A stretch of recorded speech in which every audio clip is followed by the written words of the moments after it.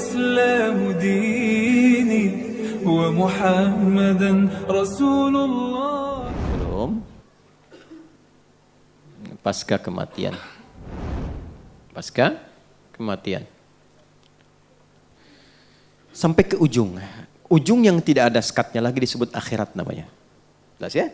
Ujung yang tidak ada sekatnya disebut apa? Akhirat. Wabil akhiratihum yuqinun. Pelan-pelan. Tadi kan kita yakin setelah wafat itu ada kehidupan kan? Ini harus terpatri nih. Sebab kalau orang tidak meyakini ini, maka dia merasa hidupnya untuk dunia saja. Ini yang menjadikan seseorang itu memanfaatkan semua kegiatan dunia seperti apa yang dia inginkan. Makanya kalau ditanya, kenapa kok harus mabuk-mabuk begitu? Kapan lagi, kan hidup cuma sekali. Gitu? Setelah ini kan gak ada hidup lagi. Nah itu sebetulnya kata-kata itu sudah terlambat. 15 abad lalu orang jahiliyah sudah punya kata-kata itu. Wa ma yuhlikuna illad dahar. Kita itu hidup cuma sekali.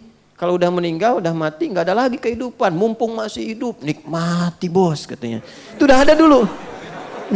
Kalau ada yang begitu, jahiliyah tuh. Ya, terlambat dia. Ya, barangkali nasabnya Abu Jahal tuh dari atas tuh. Itu ada di Quran bahasanya ada. Makanya ngaji. Ya, kalau ngaji kita bisa bedakan mana yang terlambat, mana yang faktual, gitu kan? Mana yang benar, mana yang kurang tepat. Halo, jelas? Ya. Nah, ini gambarannya nih. Nah, kalau kita yakin, maka kita punya persiapan. Kalau nggak yakin, nggak punya persiapan. Nah, karena kita sadar ada kehidupan setelah kematian dan dimensinya sama atau tidak? Beda. Alamnya sama nggak? Nih, saya mau tunjukkan logika berpikir yang sederhana. Di alam yang sama saja, kalau pindah tempat, pasti butuh bekal kan? Ya, Anda dari rumah ke sini, kalau nggak ada bekalnya bisa nggak ke sini? Nggak mudah. Kendaraan perlu bensinnya, naik motor perlu ada ongkosnya, apalagi pindah lebih jauh lagi. Maaf, sekarang di Jakarta misalnya pengen untuk ke Tanah Suci, dari Tanah Kusir ke Tanah Suci, pengen ke Mekah, pengen ke Madinah. Mungkin nggak berangkat kalau nggak ada bekalnya? Tidak. Sekarang begitu sampai ke Saudi, maaf, mata uangnya sama nggak? Tidak. Geser lagi terus agak lebih jauh ke Amerika. Ke Amerika bisa nggak beli air pakai rupiah? Pakai apa? Dolar. Di Malaysia pakai apa? Hukumnya sama nggak? Tidak. Ke Singapura aja nggak bisa sembarangan, ya kan? Di sini jalan, buang sampah, nggak ada yang lihat, buang. Di Singapura bisa jadi nggak berani itu. Di Jepang bisa jadi harus ikut sistem kan? Berarti ada hukumnya sendiri, ada aturannya sendiri. Di alam yang sama, cuman beda tempat, beda aturan. Maka sekarang pindah alam. Jadi nggak logis kalau aturannya sama. Pasti beda. Karena itu saat pindah alam, yang dibawa pun dunia itu akan ditinggalkan. Nggak ada yang dibawa. Karena kan judulnya meninggalkan dunia kan. Dan hebatnya diumumkan di speaker di toa-toa. Assalamualaikum warahmatullahi wabarakatuh. Inna lillahi wa inna ilaihi telah meninggal. Nah, meninggal dunia itu maksudnya meninggalkan dunia seutuhnya. Jadi semua hukum-hukum dunia termasuk di dalamnya dan bekal-bekal dunia nggak akan dibawa. Ya, Anda sekarang mau kerja sekeras-kerasnya, berangkat gelap, pulang gelap, macam-macam kumpulkan harta, dapat mobil banyak, rumahnya luas dan mewah. Begitu masuk ke alam kubur, mobilnya ikut nggak? Handphonenya ikut. Itu yang dipakai ngerekam-rekam tuh. Fotonya ikut nggak? Menrebuka jamaah Ustaz Dadi, nih buktinya. Nggak bisa. Nggak bisa. Mama nanti kalau masuk ke alam kubur, tolong handphonenya dikuburin tapi setelin morotal dulu ya.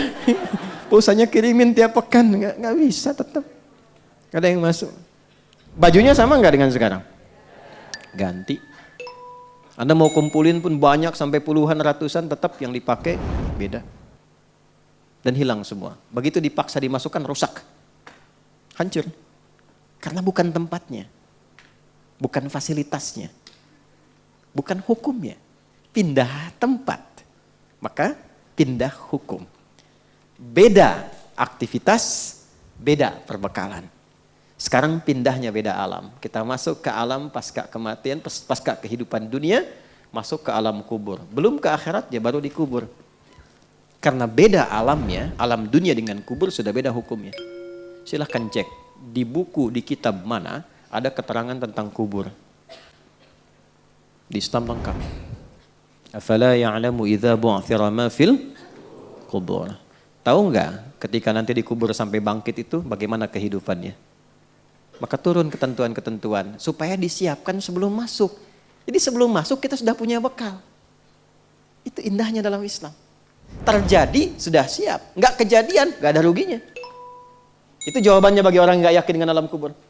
Nah, saya nggak ada masalah kok. Kalau nggak kejadian ya nggak apa-apa, nggak ada ruginya bagi saya. Tapi kalau kejadian situ yang rugi, ya kan? Oh kubur tuh nggak ada apa-apanya, cuma tidur aja. Ya nggak apa-apa, saya tidur kan pengen enak, pengen punya fasilitas, tidurnya nyaman, empuk, mimpinya enak. Situ nggak punya persiapan, silahkan tidur dalam kubur, mimpi ketemu neraka, ya kan? Anda di alam dunia mimpi ketemu kuntilanak, pengen cepet bangun kan? Jelas kan? Halo? Ini di alam kubur kan ada orang mengatakan gak ada siksa, yang ada cuma tidur aja. Ya memang Anda tidur, tapi mimpinya neraka terus pagi sampai petang. Dan gak bisa bangun lagi. Tersiksa nggak? Nah daripada kita capek dan bingung, menelisik, ya, mencari-cari, menduga-duga, yang sudah pasti aja Allah bilang apa pencipta kita. Nabi terangkan apa? Keluarkan kurikulum alam kubur sebagai persiapan pulang. Dan indahnya dalam Islam itu terintegrasi dengan kegiatan dunia dalam bentuk amal soleh tadi. Sholat, kan kita kerjakan kan? Apa manfaat sholat untuk dunia? Menjadikan kita menjadi lebih baik. Inna sholata tanha 'anil fahsya wal munkar. Apa manfaat untuk kematian? Dalam sholat ada tumakninah namanya, melatih ketenangan. Tumakninah itu dari bahasa itma'anna yatma'innu, melatih jiwa untuk tenang. Jiwa bahasa Arabnya nafas. Jiwa yang dilatih tenang, maka punya sifat jiwa yang tenang. Dalam bahasa Arab disebut nafsul mutmainnah. Nah latihan sholat kita tumakninah ruku, tumakninah dalam sujud, membentuk nafas mutmainnah. Apa manfaat nafas mutmainnah untuk pulang? Saat maut itu dicabut, maka dampaknya lahir ketenangan dalam jiwa. Itu yang dimaksud ya ayyatuhan nafsul. Bagaimana nafsul mutmainnah muncul? Tumakninah. Kapan munculnya? Dalam ibadah. Jadi ketika sholat diberikan ketenangan untuk pulang, cara pulangnya. Di alam kubur dapat kebaikan. Anda ayah, ibu berjuang merawat anak dengan baik.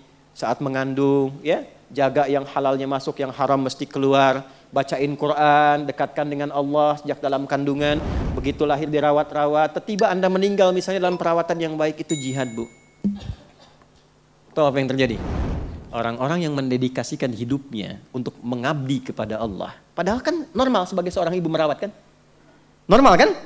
Merawat, memberikan yang baik, gizi yang baik, tapi dia niatkan karena Allah. Itu begitu dia wafat, langsung turun kandungan ayat tentang fi sabilillah. Wala tahsabannal ladzina qutilu fi sabilillahi amwata bal ahya'un 'inda rabbihim yurzaqun. Orang-orang yang mendedikasikan hidupnya untuk beribadah kepada Allah, berjuang di jalan Allah, jangan dikira wafat begitu saja. Di alam kubur kami berikan kehidupan yang lebih megah dengan nikmat yang berlimpah. Dan perjuangan itu jangan selalu digambarkan kepada jihad militer. Itu ketika ada tuntutan, ketika nggak ada, keluarkan. Makanya belajar, apa kurikulumnya menjadi jihad, perjuangan yang baik karena Allah. Antum tafaqquh fiddin, belajar, lakukan karena Allah. Dalam Islam itu belajar, apapun yang dipelajari, tujuan akhirnya mengenal Allah. Antum pintar sepintar-pintarnya jadi profesor, nggak kenal Allah, nggak disebut pintar dalam Quran. Justru Allah turunkan itu untuk diriset. Nanti poin nomor 3, kita kan baru 1, ya kan? Baru 1 kan? Nanti poin nomor 3 itu Allah tampilkan wal jibala autada, itu kan? Ada gunung-gunung, ada awan-awan. Wa anzalna minal mu'thirati ma'an tajajja. Riset tuh awan, riset langit, riset lautan, riset daratan. Turunlah ilmu dari situ. Meriset langit, astronomi nanti. Ya, di daratan ada geologi, geofisika, geofisis dan sebagainya. Di lautan ada ilmunya lagi. Tapi puncak dari semua itu untuk kenal Allah. Karena dibuat itu supaya Anda tahu ada pencipta. Bukan cuma gali tambang, nemuin emas, nemuin nikel, nemuin tembaga. Yang ketika meninggal gak dibawa semuanya. Gak dibawa. Ada yang kain kafan yang terbuat dari emas, dari tembaga. Gak ada. Jadi puncak tertingginya kenal Allah. Ngapain pintar-pintar gak kenal Allah? Dan gak dibawa pulang gitu. Jadi Anda diminta pintar, sukses, bahagia, ya, kemudian juga mulia, hartanya bisa dipakai untuk menikmati dunia, saat yang bersamaan niatkan untuk ibadah. Punya poin akhirat. Ini dunia dapat, akhirat dapat, itu konsepnya. dan tidak meninggalkan dunia. Karena ayatnya berbunyi Rabbana atina fid dunya wa fil akhirati wa qina. Itu ada keseimbangan. Karena kita yakin kehidupan akhirat, maka turunkan kurikulumnya. Maka di sini ada kurikulum Quran. Pendahuluannya Quran surah kedua ayat 153 sampai 157. Kemudian Quran surah ketiga Ali Imran ayat 169 sampai dengan ayat 172 misalnya. Terakhir, puncaknya, ini saya tutup di sini. Kalau ini kita ingin turunkan dengan cepat sampai ke akhiratnya, maka ada kurikulum, ini langsung kalimatnya dari Allah untuk orang beriman dan bertakwa saja. Kalau Anda termasuk di dalamnya berarti ayatnya untuk kita. Quran surah 59, ayat 18. Ya ayyuhalladzina amanu. Hei semua orang yang beriman. Kita beriman tidak? InsyaAllah ya, berarti masuk ya dalam ayat ini ya. Ittaqullah, bertakwalah kepada Allah. Kita termasuk golongan takwa insyaAllah. Kalau ya, kita berusaha untuk bertakwa. Perhatikan. Wal tanzur nafsum ma qaddamat. Hendaknya setiap personal, setiap diri yang merasa beriman dan ingin meningkatkan takwa, maka buktikan dengan memiliki program hidup li ghad. Ghad di situ maksudnya sampai akhirat. Jelas? Bikin kurikulum sampai akhirat. Nah, cara cepatnya turunkan kurikulum akhiratnya ke bumi, lalu tunggangi itu sampai wafat. Gampangnya begitu. Nah, akhirat itu tadi saya katakan, ini secara singkat nih saya mau tutup. Akhirat itu kan ujung sesuatu yang nggak ada lagi setelah itu. Ini papan tulis nih ujungnya nih. Misalnya nggak ada lagi setelah ini, maka ini akhirat namanya. Akhir dari sesuatu yang sudah pada ujungnya. Kehidupan kita akan berada di satu tempat yang itu ujung dari sesuatu. Setelah itu nggak ada kehidupan lagi. Dunia pindah ke alam kubur, waiting room ya. Makanya disebut barzakh, pemisah, waiting room. Setelah itu kemana? Nah, cuman dua akhirnya. Imma surga, jannah, atau neraka nar. Yang di sini sementara araf. Orang cerdas, orang sehat pengen kemana? Jadi kalau ada orang yang mudah menganggap neraka, ringan mengatakannya, bahkan mengatakan ya nggak apa-apalah di neraka juga, ini ketemu ini juga. Ini menunjukkan bahwa ada sesuatu yang tidak sehat dalam jiwanya. Dan orang yang nggak sehat jiwanya lebih berbahaya dibandingkan orang yang nggak sehat fisiknya. Gitu ya, hati-hati ya. Allahu Rabbi wal Islamu dini wa Muhammadan Rasulullah.